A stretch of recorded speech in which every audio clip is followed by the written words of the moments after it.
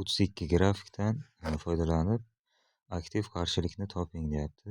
Grafik bo'yicha mana 400 tok kuchini amplitudaga qiymati mana 200 kuchlanishdiki amplitudaga qiymati. Kattaliklarni yozib olamiz. Demak 400 milliamper degan milliamper bu 0.4 amperga teng bo'ladi. Kuchlanish 200 volt. Bu E teng U taqsim R formuladan R ni topib qo'yamiz. R teng bo'ladi shuni U taqsim I ga. U 200 tok kuchi 0.4 500 chiqar ekan. Javob. Keyingisi gorizontiga burchak ostida otilgan sim uchish uzoqligi bergan 9 metr, maksimal ko'tarilish balandligi bergan bo'lsa, maksimal balandlikdagi tezligini toping. Bitta narsani bilish kerak. Mana gorizontiga burchak ostida otilgan sim harakati bo'lsa shu. Xo'p, ikkita tashkil etuvchisi bo'ladi. Mana shunday otilgan bo'lsa tezlikda VY mana bu Vx. Mana bu maksimal ko'tarilish balandligi. Shu nuqtada tezlikni tashkil etuvchilari mana VY demak 0 ga teng bo'ladi.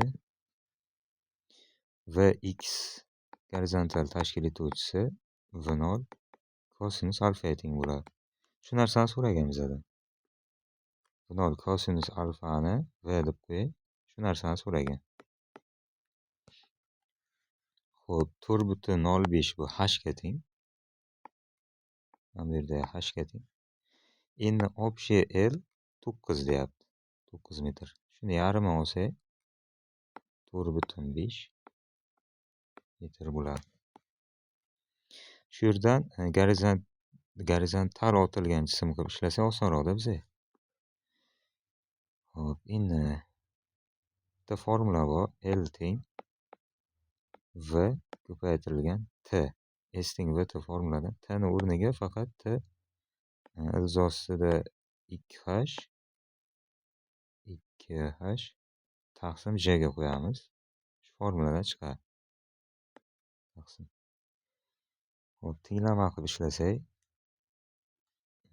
4,5 teng bo'ladi V ilzosida 2H. Mana bu H 4.05 2 ga ko'paytirsak 8.1 taqsim J 10 ga teng taqriban.